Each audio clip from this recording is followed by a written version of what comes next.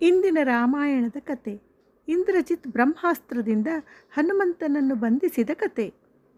ಅಶೋಕವನವನ್ನು ಧ್ವಂಸ ಮಾಡಿ ಅನೇಕ ರಾಕ್ಷಸರನ್ನು ಸೋಲಿಸಿದ ನಂತರ ಹನುಮಂತನ ಪರಾಕ್ರಮದಿಂದ ಇಡೀ ಲಂಕೆ ನಡುಗಿತು.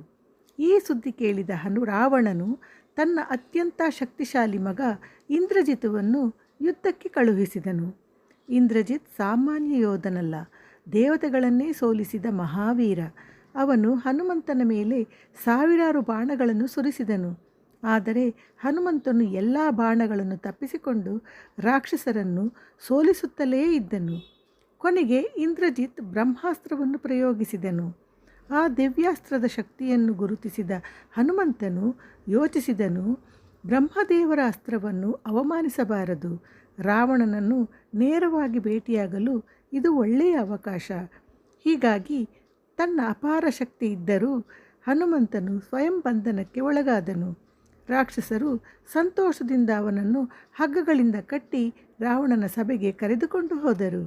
ಆದರೆ ಅವರಿಗೆ ತಿಳಿದಿರಲಿಲ್ಲ, ಬ್ರಹ್ಮಾಸ್ತ್ರದಿಂದ ಬಂಧಿತನಾಗಿದ್ದವನನ್ನು ಸಾಮಾನ್ಯ ಹಗ್ಗಗಳಿಂದ ಕಟ್ಟಿದ ಕ್ಷಣವೇ ಬ್ರಹ್ಮಾಸ್ತ್ರದ ಪ್ರಭಾವ ಕಡಿಮೆಯಾಗಿತ್ತು.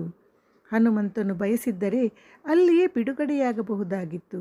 ಆದರೂ ಶ್ರೀರಾಮನ ಸಂದೇಶವನ್ನು ರಾವಣನಿಗೆ ತಲುಪಿಸಲು ಅವನು ಶಾಂತವಾಗಿ ಸಭೆಯಲ್ಲಿ ನಿಂತನು. ಅಲ್ಲಿಯೇ ರಾಮರಾವಣ ಯುದ್ಧಕ್ಕೆ ಕಾರಣವಾದ ಮಹತ್ವದ ಸಂಭಾಷಣೆ ನಡೆಯಿತು. ಕಥೆಯ ನೀತಿ: ನಿಜವಾದ ಬಲಶಾಲಿ ತನ್ನ ಶಕ್ತಿಯನ್ನು ಯಾವಾಗ ಬಳಸಬೇಕು ಮತ್ತು ಯಾವಾಗ ತಾಳ್ಮೆ ವಹಿಸಬೇಕು ಎಂಬುದನ್ನು ತಿಳಿದಿರುತ್ತಾನೆ. ಈ ಕಥೆಯು ನಿಮಗೆ ಇಷ್ಟವಾಗಿದ್ದರೆ ದಯವಿಟ್ಟು ನಮ್ಮ ಚಾನಲನ್ನು ಲೈಕ್ ಮಾಡಿ, ಶೇರ್ ಮಾಡಿ, ಸಬ್ಸ್ಕ್ರೈಬ್ ಮಾಡಿ ಪ್ರೋತ್ಸಾಹಿಸಿ. ಧನ್ಯವಾದಗಳು. ಜೈ ಶ್ರೀರಾಮ್. ಮತ್ತೆ ಸಿಗೋಣ.